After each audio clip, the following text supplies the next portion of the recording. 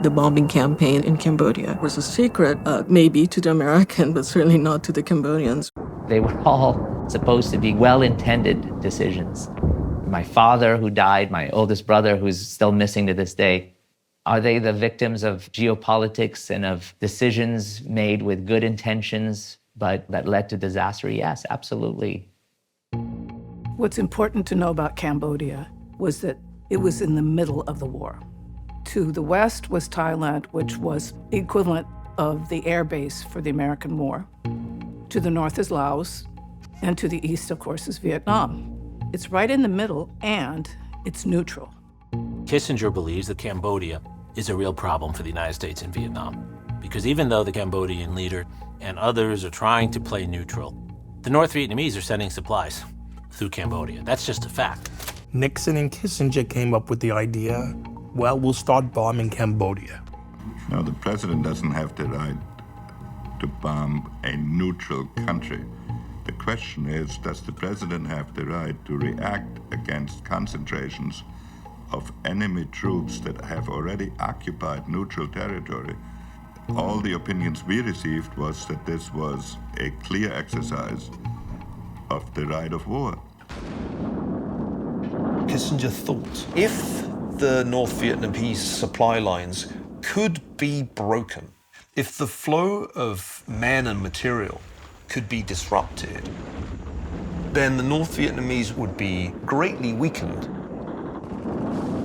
So Operation Menu is launched, in which sorties secretly bomb the problematic area where the Ho Chi Minh Trail is located.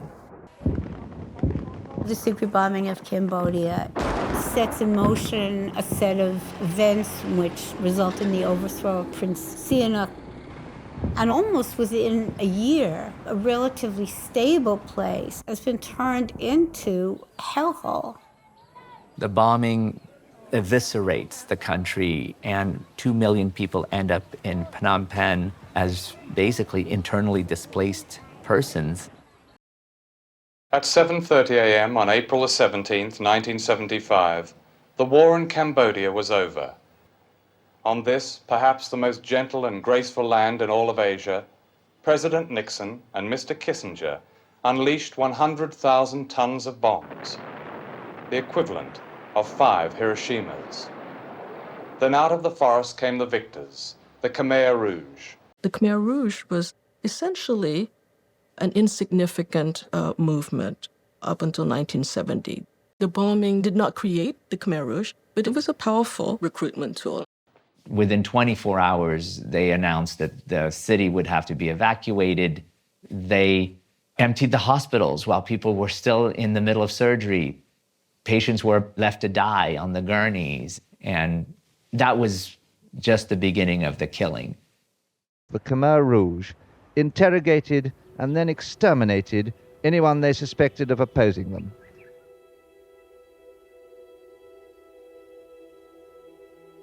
I have yet to find anyone who have not been affected by a loss. We have a Khmer word, which is basabat. It's a broken spirit. It's like when the spirit has been so broken under fear, under terror, that it doesn't recover. I think the tragedy of Cambodia is directly attributable to the policies of Kissinger and Nixon. There's no question that our continued bombing of the countryside, which was savage and relentless, led to the rise of the Khmer Rouge. Well, I think with respect to the charges that have been made that the administration's policy contributed to the devastation of Cambodia, I think this is an act of considerable hypocrisy. I'm not saying that every decision was correct, that I'm a party to them and that will have to be sorted out by others. Cambodia was never in the foreground of the Vietnam War.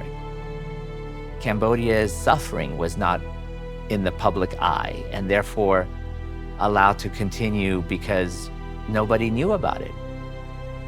Sometimes it makes me wonder about the hierarchy of suffering and the unequal value that's attributed to people's lives. Some lives are worth more than others, right? Some countries are worth sacrificing in order that others can prosper. For more, watch Kissinger. from American experience.